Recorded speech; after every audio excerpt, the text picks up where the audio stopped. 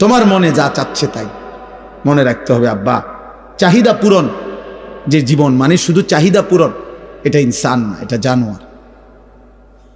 এটা আমি কালকে বিস্তারিত, কালকে না জানি পরশু জহির ভাইয়ের মাদ্রাসার মাহফিল এটা বলছি, শাহদিলার বাগ, লম্বা সময় বলছি। এই জন্য আমার অনুরোধ এটা, আল্লাহ তাআলা বলছে ভারসাম্য আনো, এই কথাটাই এখানে। অর্থাৎ আজ আমি দুনিয়ায় রহমত দিচ্ছি, আজ আমি দুনিয়া সব দিচ্ছি, আলহামদুলিল্লাহি রব্বিল আলামিন।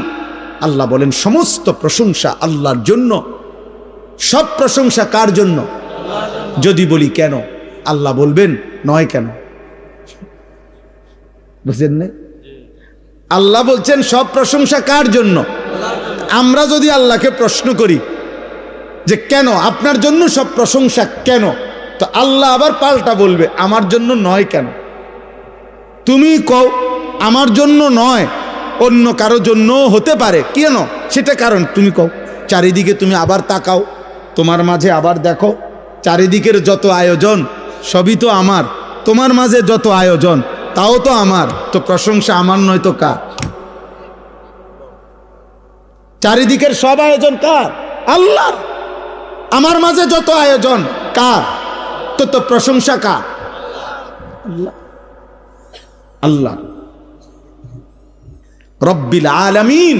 আল্লাহ বলে বান্দা আমি শুধু সৃষ্টি করে ছেড়ে দেই নাই, আমি এমন না যে কোম্পানি মাল প্রোডাক্ট করছে, উৎপাদন করে কোম্পানির মাল ব্যাস হয়ে গেছে। কোম্পানি হলো কুমিল্লা ফ্যাক্টরি, মাল চলতে আছে পঞ্চগড়, মাল চলতে আছে এখন সুনামগঞ্জ। কি করে তারা, কেমনে কি করে কিছু উনি আর কোম্পানি জানে না, মাল বেচা শেষ।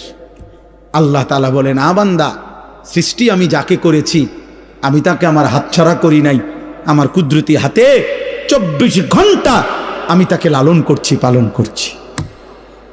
তার হাসি আমার দেওয়া, তার কান্না আমার দেওয়া, তার আনন্দ, তার বেদনা, তার সুখ, তার দুঃখ, তার উপার্জন, তার খাদ্য, তার খাবার, তার রোদ, তার বৃষ্টি, তার গরম, তার ঠান্ডা, তার আলো, তার অন্ধকার, তার জীবনের সব কিছু আমি পৌঁছাচ্ছি। আমি রব, আমি রব, আমি রব। অতএব আমি আল্লাহ। প্রশংসার প্রকৃত এই মানুষের একটা সূক্ষ্ম বিবেক হলো দোস্ত, মানুষ আল ইনসান ও আবিদুল ইহসান, আরবি ভাষার একটা প্রবাদ, মানুষ অনুগ্রহের দাস, অনুগ্রহের গোলাম।